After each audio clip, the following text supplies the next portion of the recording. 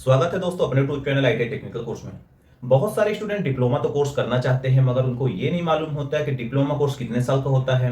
Diploma course करने के बाद यानी पॉलिटेक्निक कोर्स करने के बाद हम कहाँ कहाँ जॉब कर सकते हैं, सैलरी क्या मिलती है और एडमिशन प्रोसेस क्या होते हैं। बहुत सारे स्टूडेंट को डाउट होता है पॉलिटेक्निक कोर्स होता क्या है, इसमें हम क्या क्या कर सकते हैं और इसको करने के लिए कितने साल लगते हैं, क्या सेमेस्टर वाइज होता है या ईयरली वाइज होता है कोर्स। तो बहुत सारे जो डाउट हैं आप लोगों के लिए तो मैं लिख के लाया हूँ।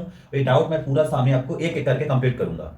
जैसे सबसे पहले डाउट मैं लेकर आया कि पॉलिटेक्निक क्या है।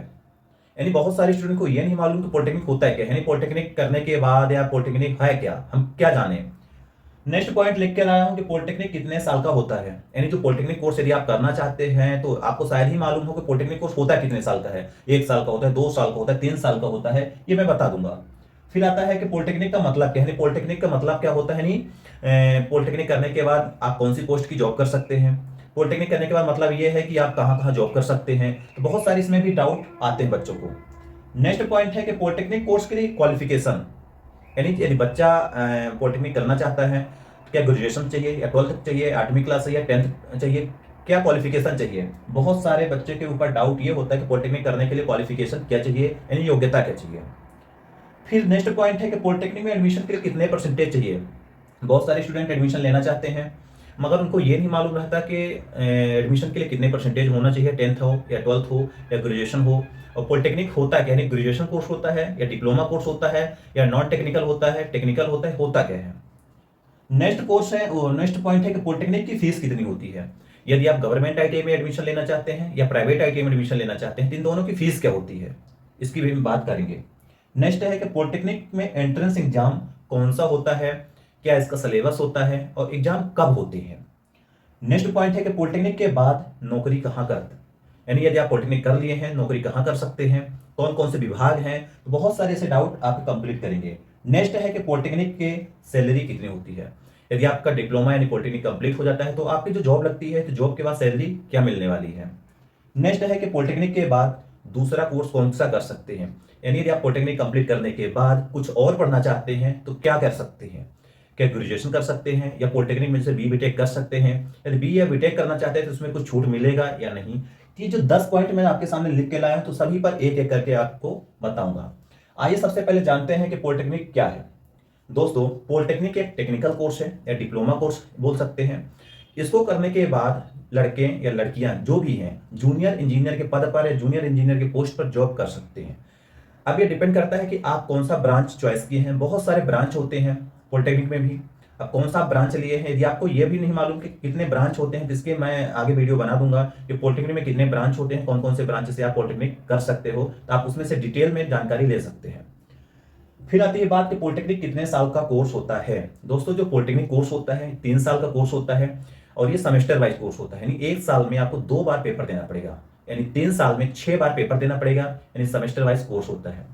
यहीं पे यदि आप पॉलिटेक्निक आईटीआई करने के बाद पॉलिटेक्निक कर रहे हैं तो वहां पर आपको 5 सेमेस्टर एग्जाम देना पड़ता है, यानी 1 सेमेस्टर छूट मिलती है, यानी 2.5 साल का कोर्स हो जाता है जिसको बोला जाता है लेटर एंट्री।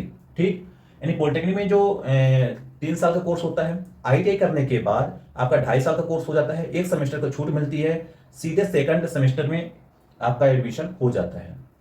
फिर आती है नेक्स्ट पॉइंट है कि पॉलिटेक्निक का मतलब। दोस्तों पॉलिटेक्निक का मतलब ये है, पॉली यानी बहुत सारे, टेक्निक यानी प्रैक्टिकली नॉलेज और टेक्निक, आपके पास बहुत सारे गुण आ जाते हैं सीखने के।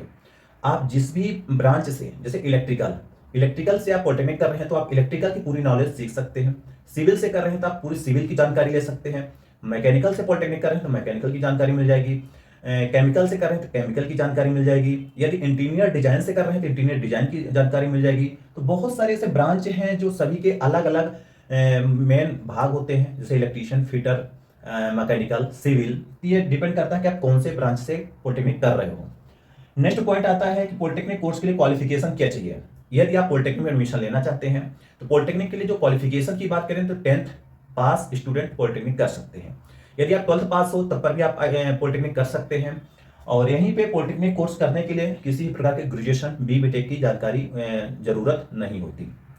नेक्स्ट पॉइंट है कि पॉलिटेक्निक में एडमिशन के लिए परसेंटेज कितना होना चाहिए। यदि आप पॉलिटेक्निक में एडमिशन लेना चाहते हैं तो आपको वहां पे परसेंटेज मायने नहीं रखता। क्यों? क्योंकि वहां पे एंट्रेंस एग्जाम देना पड़ता है, सीईटी कॉमन एंट्रेंस टेस्ट होता है, उसके माध्यम से आपको गवर्नमेंट कॉलेज मिलती है। यदि आपके पास 10th में 35% मार्क्स हैं यदि और 10th में मैथ इंग्लिश साइंस सब्जेक्ट होना जरूरी है तो आप एडमिशन ले सकते हैं पॉलिटेक्निक में। परसेंटेज की कोई भी मान्यता वहाँ पे नहीं है।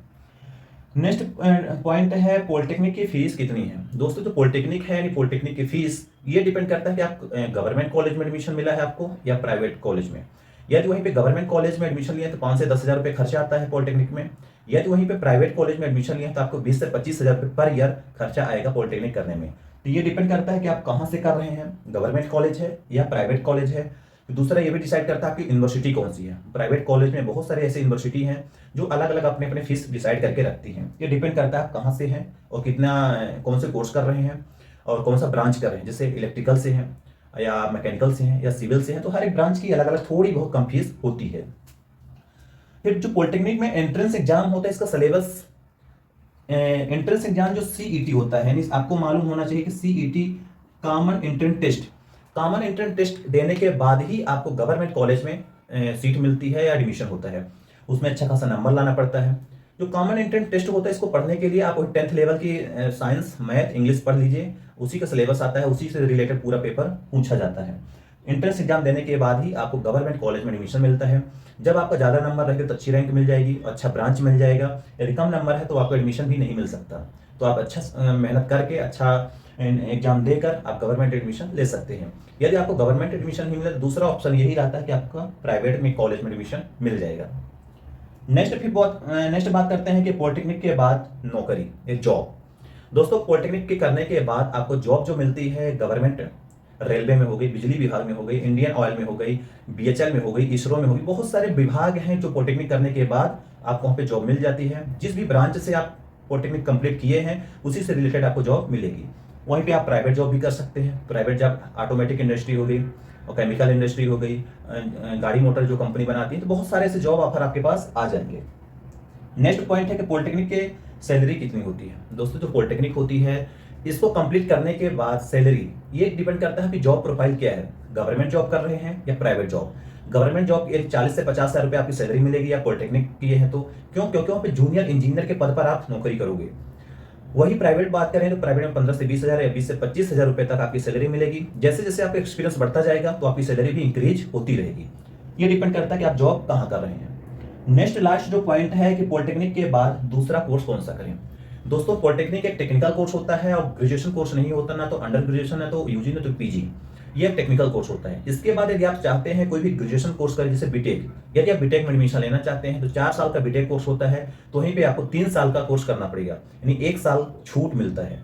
तो यदि आप पॉलिटेक्निक करने के बाद कोई दूसरा कोर्स करना चाहते हैं या ग्रेजुएशन कोर्स करना चाहते हैं तो आप बीटेक कर सकते हैं और बीटेक में 3 साल में आपका कंप्लीट हो जाएगा। क्यों? क्योंकि आप 1 साल की पॉलिटेक्निक 3 साल की कंप्लीट कर लिए हैं।